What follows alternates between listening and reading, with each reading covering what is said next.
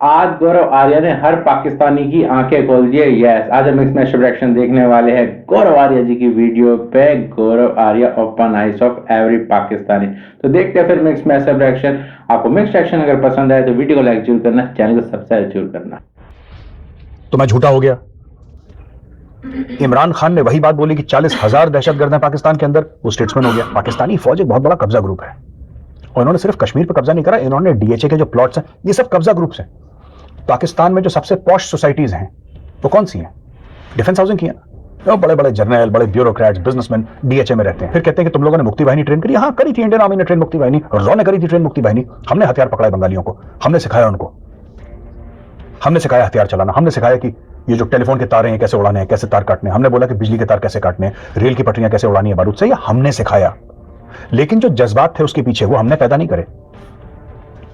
India is not responsible for the creation of मुक्ति बाहिनी। मुक्ति बाहिनी बनी है 30 लाख बंगालियों की गर्दन काटने के बाद, 10 लाख बंगाली औरतों के रेप के बाद, तब बनी है मुक्ति बाहिनी। जनरल टिक्का खान ने यह बोला कि मैं बंगालियों की नस्ल बदल दूंगा। Pakistani army officially ordered the rape of Bengali women. Hamoodur commission report में लिखा है, इट्स ऑन रिकॉर्ड। आपके जर्नल ने, जिसको बुचर ऑफ बंगाल कहते हैं, और बाद में वही आपने उसको माथे पे तो चढ़ा दिया। आपको लगा कि ये भी गजनवी और गौरी टाइप का ही है, आपने उसको माथे पे चढ़ाया, उसने जाके वो बाद में बुचर ऑफ बलूचिस्तान बना। ठीक है, उस डीलर ने अपने दोस्त से बात करी कि मुझे इतना बड़ा ऑर्डर मिला है। वो दोस्त था रॉ का एजेंट। मैं पाकिस्तानियों को वाज़ेह तौर पे बता दूं कि आपकी फौज का एक बंदा सियाचिन ग्लेशियर के 1 स्क्वायर फुट पे भी नहीं है। There is no Pakistan army on Siachen glacier, it is only the Indian army. ये नीचे कर दूं मैं, ये उसी को सियाचिन मानते हैं, ये लाहौर को सियाचिन बोलते हैं इनकी। वो ब्रिगेडियर सीढ़ियां चढ़ते चढ़ते पाकिस्तान की रैंक्स की, एक दिन वो बन गया chief of army staff of Pakistan army. उस ब्रिगेडियर का नाम था ब्रिगेडियर परवेज मुशर्रफ। परवेज मुशर्रफ ने इसीलिए कारगिल की लड़ाई लड़ी क्योंकि वो चाहता था कि सियाचिन को आइसोलेट करें। बहुत एग्रेसिव प्लानिंग है उनकी, बहुत out of the box thinking है पाकिस्तानी आर्मी की, but they lack the will power to carry it forward, carry it through. ये लोग सोचते हैं T20 का मैच है। वो भाई जंग T20 नहीं होती, जंग टेस्ट मैच है। 5 दिन धूप में खड़ा होना पड़ता, तब जाके वो जीते हार का फैसला हो। इमरान खान को बोल दिया बेवकूफ की तरह बेचारा, कि कभी किसी से जहाज मांगता है, जैसे उबर गायब होगा ना जहाज, कभी वो सऊदी अरब का जहाज मांग लिया, कभी किसी का जहाज मांग लिया, यहां पे चला गया, वहां पे चला गया, इससे बात कर ली, होगा क्या? आप कश्मीर कश्मीर कर रहे हैं, कह रहे हैं मैं सफीर बनूंगा कश्मीर का, मैं एम्बेसडर हूं कश्मीर का। भाई तो पाकिस्तान का एम्बेसडर बन जा पहले। ऐसा नया पाकिस्तान बनाया है वैभव, इतना खूबसूरत पाकिस्तान बनाया है कि 5 से लेकर 2.5 पर आ गई इनकी जीडीपी। दैट्स इट, बन गया नया पाकिस्तान। नया तो उसने नया प्रॉमिस करा था, उसने बेहतर पाकिस्तान प्रॉमिस नहीं करा था इमरान खान ने, उसने नया बोला था। भाई 5 से 2.5 पे आ गया, नया हो गया। आप भारत के बारे में झूठ बोलेंगे, आपको भारत से रिस्पॉन्स मिलेगा। आप झूठ बोलना बंद कर दीजिए, हम भी अपनी दुकान बंद कर देते हैं, क्या फर्क पड़ता है? आप ये तो कहते हैं ना कि नफरत की दुकान चलाते हो, तो हम अपनी दुकान बंद कर लेते हैं ना। मान लेते हैं आप कह रहे हैं दुकान है, आपने बोला सब ठीक है, लो शटर डाउन कर दिया। और पाकिस्तानियों से एक आखिरी बात कहना चाहूंगा, you are watching Defensive Offence, I am Major Gaurav Arya. Please don't forget to subscribe and press the bell icon. आप लोगों के लिए बहुत जरूरी एंटीबायोटिक डोज है ये, जो मैं हर हफ्ते आपको देता हूं। Don't forget to subscribe.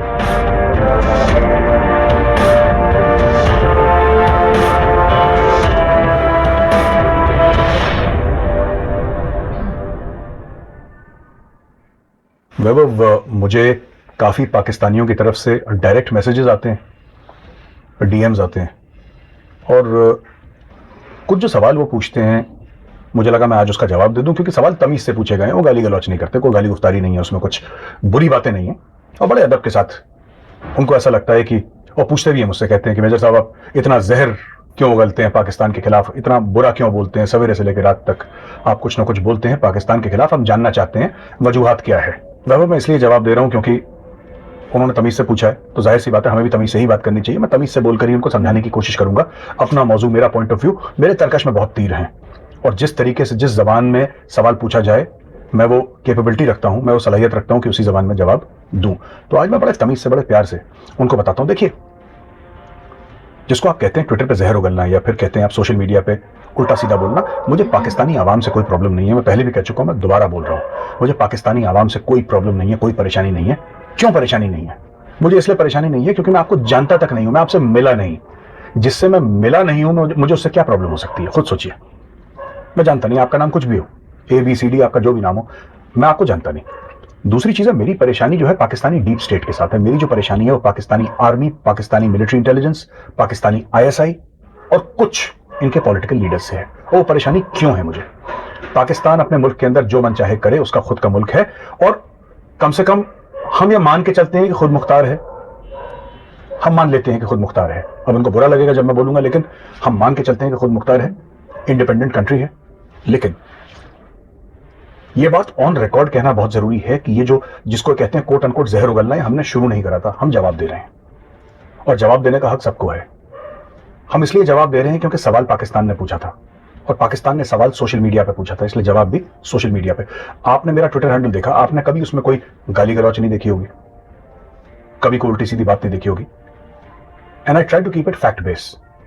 मैं अपना व्यू देता हूं क्योंकि मैं एक एनालिस्ट हूं, तो जाहिर सी बात है मैं अपना व्यू दूंगा, लेकिन मैंने कभी किसी को गलत बात नहीं करी। कोई ये नहीं कह सकता कि साहब हमारी फैमिलीज भी हैं ट्विटर पे और आपने उल्टी सीधी बात कर दी, लेडीज भी हैं, बच्चे भी हैं, ऐसा कुछ नहीं है। आप मेरा हजारों ट्वीट है मेरे, आप कोई सा भी ट्वीट देख लीजिए। दूसरी चीज, ये झगड़ा पाकिस्तान ने शुरू करा, स्पेसिफिकली DGISPR ने शुरू करा। उल्टी सीधी बातें बोलना, झूठे प्रोपेगेंडा के वीडियोस बनाना, ट्विटर पे झूठ बोलना, ये सब DGISPR ने शुरू करा। और जाहिर सी बात है, अगर उन्होंने ये मान ही लिया है कि हम उनके दुश्मन हैं और हमने मान लिया कि वो हमारे दुश्मन हैं, फिर दुश्मन से आप क्या उम्मीद रखते हैं? वो करेगा, कोई बात नहीं, स्वागत है आपका, यू वेलकम, आप करें। हम भी जवाब देंगे, लेकिन उसका भी स्वागत होना चाहिए फिर, क्योंकि कहीं ना कहीं जज्बाती ना होके let's fight a good fight, let's fight a good fight. Pakistan ऐसा क्यों करता है? पाकिस्तान इसलिए करता है क्योंकि सारी जंगें वो हार चुका है। अभी यौम दिफा और पता नहीं कौन कौन से दिन पाकिस्तान में मनाते हैं। मैं 2-3 मिनट में इन पूरे जो भी जितने भी यौम हैं इनके, मैं आपको बता दूं इनकी सच्चाई क्या है। और मैं चाहता हूं कि जो मैं बोल रहा हूं, पाकिस्तानी अपने जर्नलों की लिखी हुई किताबें, उनकी जो अजीम शख्सियत हैं उनकी किताबें, या फिर उनके मौलाना मौलवियों की किताबें, या फिर उनके ब्यूरोक्रेट्स की किताबें, उनके पॉलिटिशियंस की किताबें खुद पढ़ें। मुझ पे यकीन करने की कोई भी जरूरत नहीं है। दुश्मन मान ही लिया ना आपने, फिर आप जो आपके बंदे हैं उनकी किताब पढ़ें। हम कहते हैं पाकिस्तान में दहशतगर्द हैं, आप कहते हैं मेजर जहर उगल रहा है हमारे ऊपर। कोई दहशतगर्द नहीं है। एक हफ्ते के बाद इमरान खान कहता है 40,000 दहशतगर्द है। भाई मैं क्या बोल रहा था? मैं तो यही बोल रहा था। मैंने बोला पाकिस्तान में दहशतगर्द हैं तो मैं झूठा हो गया। इमरान खान ने वही बात बोली कि 40,000 दहशतगर्द हैं पाकिस्तान के अंदर, वो स्टेट्समैन हो गया। तो देखिए, आपके कॉलोफेल में फर्क नहीं होना चाहिए। ये मुनाफकत गलत चीज है। जो सच है वो सच है, झूठ है झूठ है। 1947 की बात लेते हैं। 1947 में पाकिस्तानी ये कहते हैं कि हमने कश्मीर हथिया लिया। आई एम सॉरी, ये फिर इनको झूठ पढ़ाया गया है। ये इनका सब्जेक्ट होता है पाकिस्तान स्टडीज, जिसमें कि पूरा का पूरा मतलब जिसको कहते हैं ब्लैक बोर्ड साफ कर दिया पाकिस्तान का। 1947 में जब पाकिस्तानी कबायलियों ने और पाकिस्तानी फौज ने कश्मीर पर अटैक करा था, उस वक्त जो कश्मीर का महाराजा था उसने इंस्ट्रूमेंट ऑफ एक्सेशन साइन नहीं करा था। यानी कि टेक्निकली स्पीकिंग, जब पाकिस्तानी फौज और पाकिस्तानी कबायली कश्मीर में घुसे, कश्मीर उस वक्त ना भारत का हिस्सा था ना पाकिस्तान का हिस्सा था। जितने भी 550-600 प्रिंसली स्टेट्स थे भारत में, उन सबको चॉइस दी थी ना कि आपको इंडिपेंडेंट रहना है, कि आपको भारत का हिस्सा रहना है, कि पाकिस्तान का हिस्सा रहना है। सब लोगों ने अपनी चॉइस दी। जब सब लोगों ने अपनी चॉइस दी तो कश्मीर को भी चॉइस देनी थी। कश्मीर का जो महाराजा था जम्मू एंड कश्मीर का, उसने डिले करा मामला। जब उसने डिले करा तो उसके बाद पाकिस्तानियों ने उसका फायदा उठाया, पाकिस्तान ने अटैक करा। जब पाकिस्तान ने अटैक करा तो महाराजा ने फिर हमसे हेल्प मांगी कि साहब आप हमारी हेल्प करें। इंडिया ने बोल दिया कि हम आपकी हेल्प कैसे करें, आप तो इंडिपेंडेंट रहना चाहते हैं, तो या तो आप हिंदुस्तान का हिस्सा बने। उसने बोला ठीक है। He signed the instrument of accession 26-27 अक्टूबर को इंस्ट्रूमेंट ऑफ एक्सेशन साइन हुआ। इमीडिएटली 1 सिख और 4 कुमाऊं, पहले 1 सिख आई फिर 4 कुमाऊं आई। ये दोनों यूनिट्स थी जिन्होंने लैंड करा और पाकिस्तानियों को पुशबैक करने की कोशिश करी। काफी हद तक पुशबैक भी करा। जहां तक पुशबैक करा, जब तक यूनाइटेड नेशंस का सीज फायर अनाउंस नहीं हुआ तब तक पुशबैक करा। जहां तक वो पुशबैक कर चुके थे ये लोग, उसको सीज फायर लाइन बताया। 1972 के बाद इसी को लाइन ऑफ कंट्रोल का नाम दे दिया गया। अब आप देखिए, पाकिस्तान ने भी 2 अग्रीमेंट साइन करी थी। पाकिस्तान में कहा 1947-48 यूएन रेजोल्यूशंस, कश्मीरियों को उनके हकूक कौन दिलवाएगा, और भारत ये कर रहा है। ये दुनिया भर के ड्रामे। इनको अपना इतिहास, पाकिस्तानियों को अपनी तारीख खुद नहीं पता नहीं क्या पढ़ते हैं स्कूलों में, क्या काम करते हैं लोग, I don't know, but they should be aware कि स्टैंड स्टिल अग्रीमेंट साइन करी थी पाकिस्तान ने। It's on record. आप खुद जाके अपने हिस्टोरिकल रिकॉर्ड्स देखें। आपने स्टैंड स्टिल एग्रीमेंट साइन करी है, आपने खान ऑफ कलात के साथ साइन करी थी, आपने जम्मू एंड कश्मीर के लिए साइन करी थी, आपने वो वायलेट करी, आपने ये वायलेट करी। खान ऑफ कलात के बाद कोई खास फौज नहीं थी, आपने बलूचिस्तान निगल लिया इलीगली। आपने इलीगली गलत तरीके से बलूचिस्तान को पूरा आपने पाकिस्तान में मिला लिया। कश्मीर के साथ नहीं कर पाए क्योंकि यहां पे इंडियन आर्मी अब आ चुकी थी। Jammu and Kashmir including Pakistan occupied Kashmir is an inalienable part of India. वो भारत का हिस्सा है। क्यों है भारत का हिस्सा, मैं आपको बताता हूं। कश्मीर का नाम आता है ऋषि कश्यप से। ये भारत का हिस्सा आज से नहीं, 5000 साल से भारत का हिस्सा है। पाकिस्तानियों को ऐसा लगता है कि जिस दिन यूनाइटेड नेशंस ने वो साइन करा कि साहब यहां पे प्लेबिसिट हो, और उसकी भी शराइत हैं जिनके बारे में पाकिस्तानियों को कुछ पता ही नहीं है। वो तो कहते हैं जी ऐसा कल करवा लीजिए, जैसे इनके रावलपिंडी में चुनाव हो रहे होंगे। लेकिन इनको यह पता होना चाहिए कि उसकी भी शराइत थी। लेकिन उसके पहले क्या हुआ था, आपको जानना जरूरी है ना। उसके पहले क्या हुआ था? उसके पहले यह हुआ था कि वहां पे ये जो पूरा एरिया है शामिल पीओके, ये भारत का हिस्सा था, जो कि पाकिस्तान ने गलत तरीके से, ये अवैध कब्जा जिसको कहते हैं, ये पाकिस्तानी फौज एक बहुत बड़ा कब्जा ग्रुप है। और इन्होंने सिर्फ कश्मीर पर कब्जा नहीं करा, इन्होंने डीएचए के जो प्लॉट्स हैं ये सब कब्जा ग्रुप्स हैं। पाकिस्तान में जो सबसे पॉश सोसाइटीज हैं वो कौन सी हैं? डिफेंस हाउसिंग की है ना। बड़े बड़े जर्नल, बड़े ब्यूरोक्रेट्स, बिजनेसमैन डीएचए में रहते हैं। अब मैं इस चीज में पढ़ना नहीं चाहता, इसके पीछे हम वीडियो, इसके बारे में वीडियो पहले कर चुके हैं। अब मैं आता हूं, देखिए ये 1947-48 की जंग की हमने बात करी, अब बात 65 की जंग 1965, जिसमें ये यौम दिफा या कुछ ऐसी कुछ मनाते हैं अपना त्योहार जैसा वहां पे पाकिस्तान में, कि हमने लाहौर बचा लिया हिंदुस्तानी से, और हिंदुस्तानी फौज से, काबिज फौजों से हमने लाहौर बचा। भाई लाहौर तो बचा बचाया था, लाहौर को क्या परेशानी थी? लाहौर तो बचा बचाया था। आप लोगों ने अटैक करा अखनूर, आप चढ़ दौड़े अखनूर पे। Akhnoor erstwhile Jammu and Kashmir state का हिस्सा है। आप अखनूर पे चढ़ दौड़े क्योंकि आपको ऐसा लगा कि साहब हम कश्मीर फतेह कर सकते हैं। तो अखनूर पे तो लड़ाई हुई, कश्मीर में लड़ाई हुई, लेकिन दूसरा फ्रंट इंडिया ने खोल दिया पंजाब में। तब आप परेशान हो गए कि इंडियन आर्मी की जहरियत है और ये है, बड़ा एग्रेसिव है। एग्रेसिव साहब अटैक आपने पहले करा था, आपके जनरल्स ऑन रिकॉर्ड हैं, आप पढ़ें उनको जरा प्लीज। आप पढ़ें अपने जनरल्स के व्यूज कि आपके जनरल्स ने क्या लिखा।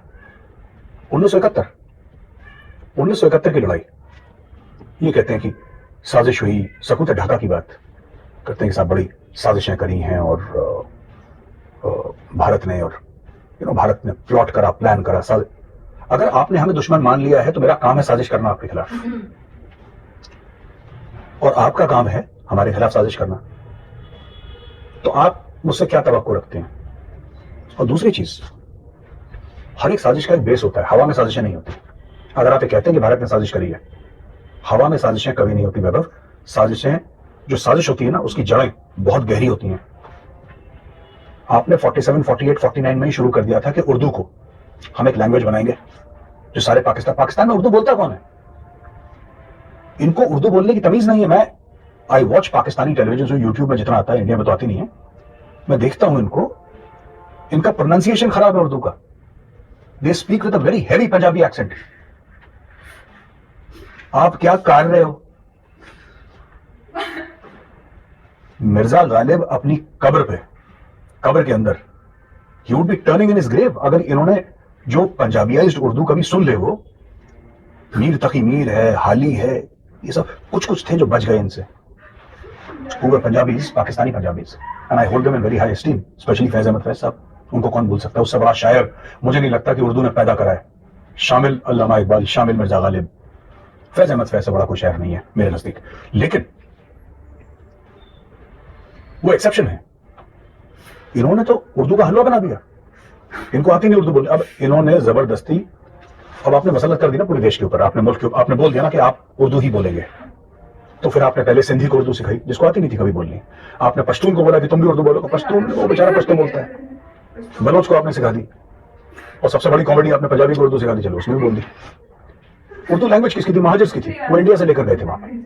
अब पाकिस्तान लेकर गए वो लैंग्वेज, वहां पे उन्होंने लैंग्वेज बसाई, क्योंकि महाजिर तो रीढ़ की हड्डी थे पाकिस्तान के। ये बाकी लोग जाहिल थे, इनको पता नहीं था। महाजिर थे जिन्होंने, who were the backbone of the bureaucracy of the economy. पढ़े लिखे लोग थे ना महाजिर, जो इंडिया से गए थे। इनको तो पता नहीं था कुछ, ये तो ये बड़े रहे और ये इसी में लगे रहे लोग, जमींदारी में। They did not have so many professionals, इस सारे तो यहां से गए। अब क्या हुआ कि इन्होंने ईस्ट पाकिस्तान, जो कि बांग्लादेश है, ईस्ट पाकिस्तान में बोला कि साहब ये भी उर्दू बोलेंगे।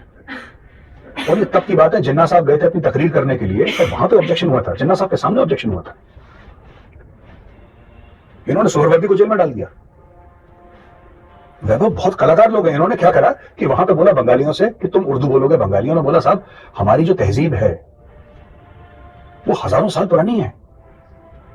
Bengalis talk about Rabindranath Tagore, they talk about Nurul Islam across the border. East Bengal, जो पुराना ईस्ट बंगाल, जिसको दैट एरिया ना, विच इज, वो बहुत पहले पार्टीशन हो गया था। ये वेस्ट बंगाल तो हमारा है, वहां पे जो अब बांग्लादेश है, ईस्ट पाकिस्तान, उनकी तो हजारों साल पुरानी तारीख है। आपने हजारों साल पुरानी तारीख को आपने बिल्कुल बोला कि नहीं साहब ये कैंसिल है सर, अब से तुम उर्दू बोलोगे। बंगाली भड़क गए।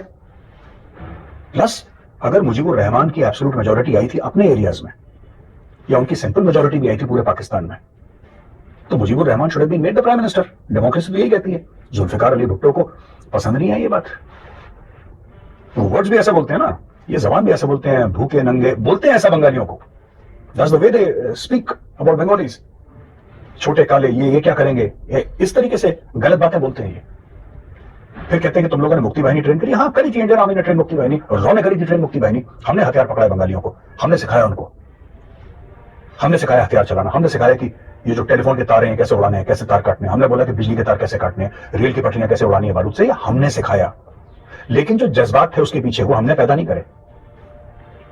India is not responsible for the creation of मुक्ति बाहिनी।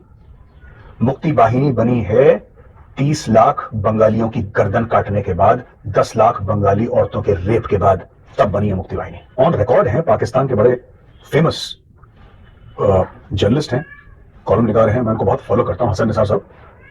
और उन्होंने बोला नाजायज बच्चे, लाख से ज्यादा नाजायज बच्चे पैदा हुए। वो औरतें जिनके साथ रेप हुआ, प्रेग्नेंट वुमेन के पेटों में आपने बैनट मारे, वो सब, ये मैं नहीं बोल रहा।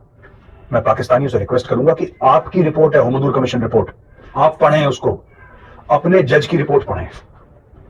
हमें छोड़ दें, हम तो इंडियन है ना, हमारी बात छोड़ें, आप अपनी बात करें।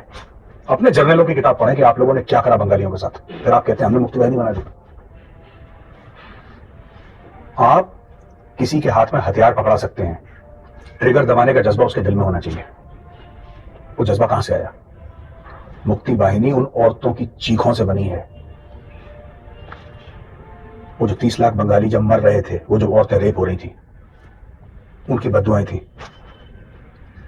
इसलिए ईस्ट पाकिस्तान आज बांग्लादेश है, ये सच है। जनरल टिक्का खान ने क्या बोला?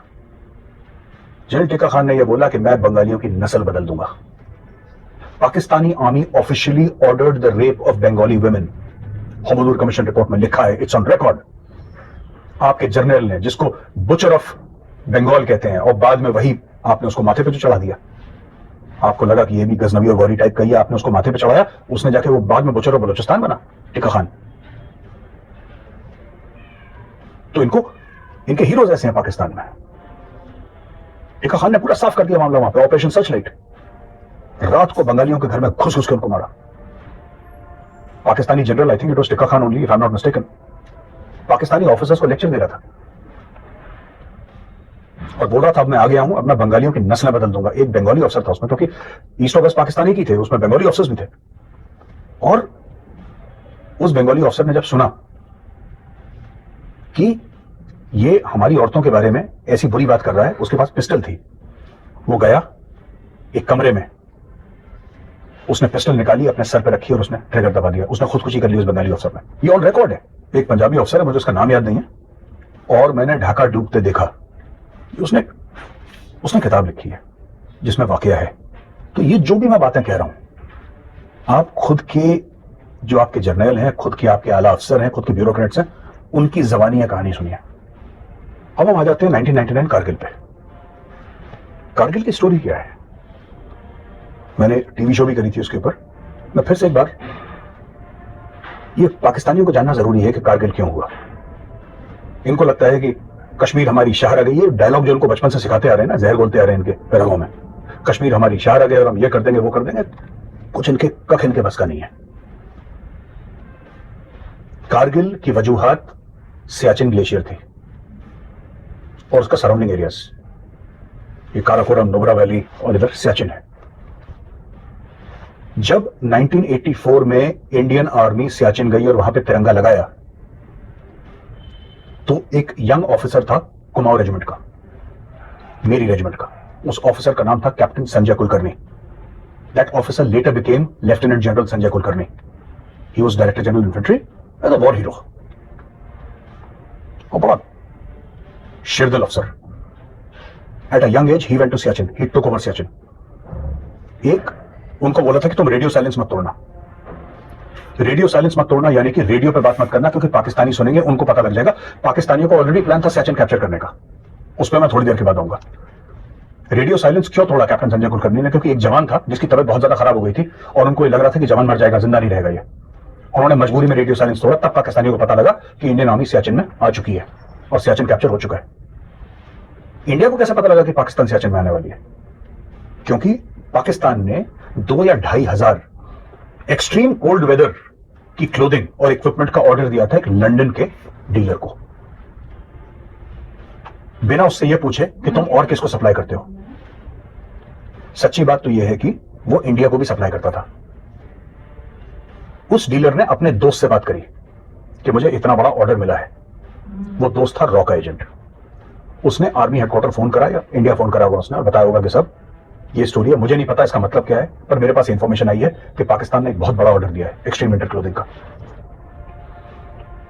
तब इंडिया को पता लगा, हो ना हो ये सियाचिन के ऊपर कब्जा करने की बात कर रहे हैं। तब वहां पे हमने मूव करी यूनिट्स, और वो यूनिट्स वहां पे गई और पहले टीम लेकर गए थे। First person to hoist the tricolour Bilafondla पे, that is captain Sanjay Kulkarni, later lieutenant general. मेरी रेजिमेंट क्या वो। अब पाकिस्तान ने वापस अटैक करना शुरू करा, counter attack.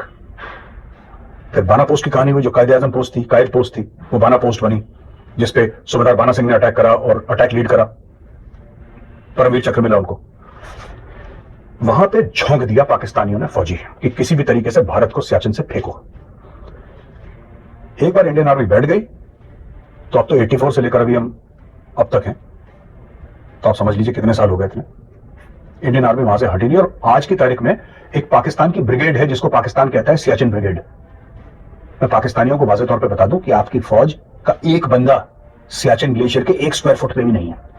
There is no Pakistan army on Siachen glacier, it is only the Indian army. ये नीचे कर दूं मैं, ये उसी को सियाचिन मानते हैं, ये लाहौर को सियाचिन बोलते हैं, इनकी क्या। अब वो ब्रिगेड कमांडर था जिसको एक काम दिया चीफ ऑफ आर्मी स्टाफ ने कि तुम हटाओ किसी भी तरीके से भारतीय सेना को, इंडियन आर्मी को हटाओ सियाचिन से। उसने बंदे झोंक दिए अपने, और कई 100 पाकिस्तानी उसने सोल्जर्स मरवा दिए, लेकिन सियाचिन हमारे हाथ से नहीं ले पाया। उसने बेनजीर भुट्टो को एक प्रपोजल दिया कि हमें कारगिल पे अटैक करना चाहिए, क्योंकि कारगिल से रास्ता जाता है हाईवे 1 अल्फा सियाचिन। हम इनकी सप्लाई लाइन काट देंगे, वो भूखे मर जाएंगे सियाचिन में, इंडियन सोल्जर्स और ऑफिसर्स भूखे मर जाएंगे, फिर हम पैदल चलते चलते we will walk over and mop off the dead bodies करके एक बड़ा रोमांटिक सा इन्होंने प्रपोजल बनाया। बेनजीर भुट्टो ने शूट डाउन कर दिया। बेनजीर भुट्टो ने बोला ऐसी बेवकूफी मत करो, इंसान के बच्चे बनो, डोंट डू दिस। वो ब्रिगेडियर अब तक जनरल बन चुका था। फिर उस ब्रिगेडियर ने एक बार और, जब वो डीजी मिलिट्री ऑपरेशंस बना, डीजीएमओ, उसने फिर कोशिश करी, फिर प्रपोजल दिया, फिर ये प्रपोजल शूट डाउन हो गया। लेकिन एक दिन वो ब्रिगेडियर सीढ़ियां चढ़ते चढ़ते पाकिस्तान की रैंक्स की, एक दिन वो बन गया chief of army staff of Pakistan army. उस ब्रिगेडियर का नाम था ब्रिगेडियर परवेज मुशर्रफ। परवेज मुशर्रफ ने इसीलिए कारगिल की लड़ाई लड़ी, क्योंकि वो चाहता था कि सियाचिन को आइसोलेट करे। लेकिन वो भूल गया था थॉइस एयरबेस है वहां पे, और रास्ते हैं, आपको कारगिल से आने की जरूरत ही नहीं है। मैं सियाचिन गया हूं, you don't need to go to Kargil, Kargil एक तरफ है। आप खरदुंगला से नीचे, सीधा नीचे, आप खरदुंगला से नीचे आइए, यू कैन रीच सियाचिन। 5-6 घंटे में आप सियाचिन पहुंच जाते हैं। मैं बेस कैंप की बात कर रहा हूं। तो फिर आप क्या कट ऑफ कर रहे हैं? ये इन्होंने as usual, Pakistani planning is very aggressive. Pakistani army की जो प्लानिंग है ना, मैं 30 सेकंड में ये भी बता दूंगा, बहुत एग्रेसिव प्लानिंग है उनकी, बहुत out of the box thinking है पाकिस्तानी आर्मी की। But they lack the will power to carry it forward, carry it through. ये लोग सोचते हैं T20 का मैच है। ओ भाई, जंग T20 नहीं होती, जंग टेस्ट मैच है। 5 दिन धूप में खड़ा होना पड़ता, तब जाके वो जीते हार का फैसला होता है। बड़ी ऑडिशियस इनकी प्लानिंग है, ये कर दो, यहां से ये आ जाएगा, ये वो होता जाता कुछ नहीं, क्योंकि they don't have the either they don't have the depth और they don't have the maturity. बार बार ये गलती करते हैं। तो ये इनकी हार है 1999 में। इन्होंने क्या हासिल करा कारगिल में? आपको हासिल क्या हुआ कारगिल से? आप ये एक बात सोच के बताए ना कोई पाकिस्तानी, आपको हासिल क्या हुआ? आपने अटैक करा, नवाज शरीफ को जाना पड़ा, बिल क्लिंटन से मिलना पड़ा, आपकी फौजों की लाशें तो हमने गाड़ी हैं फौजियों के, जरा pictures available on the internet, आप देखें। आपको क्या हासिल हुआ अपने अंदर मरवा के? आपने इतने बंदे अपने मरवा दिए, आपको क्या हासिल हुआ? आपके जनरल जोन रिकॉर्ड है कि आपके 1000 से ज्यादा लोग मारे गए वहां पे। 1000 से ज्यादा जाने गई, क्यों? पाकिस्तानी जानों की बात कर रहा हूं। हमारे तो 527 वीरगति को प्राप्त हुए हमारे। पाकिस्तानी कहते हैं सर कि हमारे, क्यों? इसलिए पाकिस्तान को यह पता लग गया कि वो कन्वेंशनल वॉर भारत के साथ जीत नहीं सकता, it can not be done. इसीलिए वो आसिफ गफूर साहब कहते रहते वील गिव यू सरप्राइज। हम तो वेट कर रहे हैं सरप्राइज का, अभी तक तो किसी ने कोई सरप्राइज दिया नहीं हमें, ना मुझे आगे कोई उम्मीद है कोई सरप्राइज देंगे। पाकिस्तानी बड़े खुश हैं अपनी फौज से। इनकी पूरी फौज सिर्फ ट्विटर पे है। ट्विटर के अलावा, फेसबुक के अलावा इनकी फौज के कुछ बस का नहीं है। इमरान खान को बोल दिया बेवकूफ की तरह बेचारा, कि कभी किसी से जहाज मांगता है, जैसे उबर गायब होगा ना जहाज, कभी वो सऊदी अरब का जहाज मांग लिया, कभी किसी का जहाज मांग लिया, यहां पे चला गया, वहां पे चला गया, इससे बात कर ली, होगा क्या? आप कश्मीर कश्मीर कर रहे हैं, कह रहे हैं मैं सफीर बनूंगा कश्मीर का, मैं एम्बेसडर हूं कश्मीर का। भाई तो पाकिस्तान का एम्बेसडर बन जा पहले। ये कहते हैं मुझे सफीर बनना है कश्मीर का। कश्मीर कॉज जिसको आप मानते हैं, कश्मीर कॉज मसला है कश्मीर, जितना पाकिस्तानी फौज ने और पाकिस्तानी डीप स्टेट ने उसको हार्म करा है, अगर ऐसी कोई कॉज है तो इट इज अनफैथमेबल। इन लोगों ने, देखिए वैभव, सीधी सी बात है, अगर मैं हूं, ठीक है, और मैं कुछ बात बोलता हूं और मेरे सपोर्ट में चोर आता है, मेरी बात सही हो या गलत हो बात की बात है, अलग बात है। मेरे अगर सपोर्ट में कोई चोर आता है तो दुनिया समझेंगे ना चोर का दोस्त चोर है, that is the normal impression. मैं कह रहा हूं कश्मीर का मसला पॉलिटिकल हो, मिलिट्री हो, कुछ भी हो, पाकिस्तान की दखलंदाजी के बाद वो बिल्कुल मसला खराब हो गया, क्योंकि पाकिस्तान की खुद क्रेडिबिलिटी नहीं है। अरे एक ऐसा मुल्क कश्मीर की बात कर रहा है जिसने अपने वजीर आजम को हैंग करा हो, एक को असैसिनेट करा हो, पहले वाले को गोली मारी हो, 4 बार आपके यहां मिलिट्री कूज हो, ये तो बनाना रिपब्लिक है। आपकी क्रेडिबिलिटी क्या है भाई दुनिया के सामने? जब आप कहते हैं मैं पाकिस्तान से हूं, लोग आपको किस नजर से देखते हैं? उनका पॉइंट ऑफ व्यू क्या है जब वो आपसे बात करते हैं? तो every Pakistani is an ambassador of Pakistan, like every Indian is an ambassador of India. हमारी तो अच्छी बात है, बुरी बात है हम ऑन करते हैं, ये ऑन नहीं करते। अब देखिए अंदरूनी मसला है पाकिस्तान का, हमें को कहने की जरूरत है नहीं इसमें, लेकिन फिर भी बता देता हूं, 16% इनका एसेंशियल फूड आइटम्स का इनका इन्फ्लेशन है पाकिस्तान में। अफगानिस्तान का 8 है, इंडिया का 3 और बांग्लादेश का आई थिंक 6 और something like that. Essential food items का इन्फ्लेशन है, यू नो, मोर देन 10 और 12 लाख पीपल पिछले साल भर में अनएम्प्लॉयमेंट का शिकार है पाकिस्तान में, क्योंकि सिर्फ 20 करोड़ की आबादी है उनकी, 20 तो 10-12 lakh is a big figure for them, right? 88 lakh people have again gone below the poverty. See, गरीब हिंदुस्तान में भी हैं, पर आपको हर साल इंप्रूवमेंट दिखानी है ना, आपको हर साल बोलना है कि साहब ठीक है हमारे बड़े सारे बंदे गरीब हैं, लेकिन एवरी ईयर हमारे इतने हजार बंदे या इतने लाख लोग जो हैं हमारे शहरी, वो पॉवर्टी के बाहर आ गए हैं। ये दिखाता है कि कंट्री कितनी सीरियस है। पाकिस्तान नेगेटिव में जा रहा है, इनको कश्मीर की पड़े, और हमारे लिए अच्छी बात है वैभव, ये कश्मीर कश्मीर करो, तभी तो जाहिल रहेंगे लोग। पाकिस्तान का प्राइम मिनिस्टर खड़े होकर बोलता मैं कश्मीर का एम्बेसडर हूं। भाई साहब आपको वोट किसने दिया था? आपको पाकिस्तानियों ने वोट दिया था। आप पाकिस्तानियों की बात ही नहीं, जिन लोगों ने आप, जो आपकी कॉन्स्टिट्यूंसी है, जिनके लिए आपने बोला, आपने क्या ये बोला था कि नया कश्मीर बनाएंगे? आपने तो ये बोला था ना नया पाकिस्तान बनाएंगे। बन गया नया पाकिस्तान आपका? तो बन भी नहीं सकता, सारा झूठ पे है ना मामला, आपने लोगों को चूरन खिला दिया। ऐसा नया पाकिस्तान बनाया है वैभव, इतना खूबसूरत पाकिस्तान बनाया है कि 5 से लेकर 2.5 पर आ गई इनकी जीडीपी।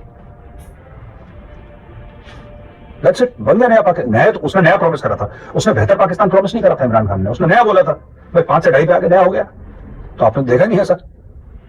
अब देखिए वापस आता हूं उन लोगों से जो मुझसे कहते हैं सोशल मीडिया पे, साहब आप जो कहते हैं ना कि मेजर साहब जहर, क्यों इतना जहर? फिर कहता हूं शुरुआत कहां से हुई थी? आपने सवाल पूछा, हमने जवाब दिया, हमने जवाब दिया, फिर आपने बोला कि साहब आप जवाब इतना जोर से क्यों देते हैं? तो ऐसा नहीं हो सकता। आप भारत के बारे में झूठ बोलेंगे, आपको भारत से रिस्पॉन्स मिलेगा। आप झूठ बोलना बंद कर दीजिए, हम भी अपनी दुकान बंद कर देते हैं, क्या फर्क पड़ता? आप यही तो कहते हैं ना कि नफरत की दुकान चलाते हो, तो हम अपनी दुकान बंद कर लेते हैं ना। मान लेते हैं आप कह रहे हैं दुकान है, आपने बोला साहब ठीक है, लो शटर डाउन कर दिया, कल से मोहब्बतों की बात करते हैं। लेकिन दहशतगर्द कौन भेज रहा है भारत में? लश्कर तैयबा, जैश ए मोहम्मद, हिजबुल मुजाहिदीन, हरकतुल अंसार, इन सब के चीफ कौन हैं? हाफिज सईद कश्मीरी तो नहीं है? हाफिज सईद पंजाबी है ना? मौलाना मसूद अजहर पंजाबी है, पाकिस्तानी पंजाबी, पाकिस्तानी पासपोर्ट है इनके पास। फिर आप मुझसे कहते हैं कि मैं नफरत की दुकान चला रहा हूं। वहां पे इलेक्शन वो लड़ रहा है हाफिज सईद, तो खुद थोड़ा सोचें कि आप क्या बात कर रहे हैं।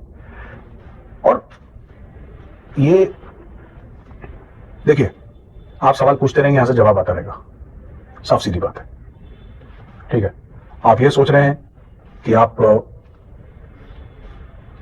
मेरे ट्विटर के अकाउंट को आप रिपोर्ट करेंगे, वहां से रिपोर्ट करेंगे, आप मेरे ट्विटर के अकाउंट को आप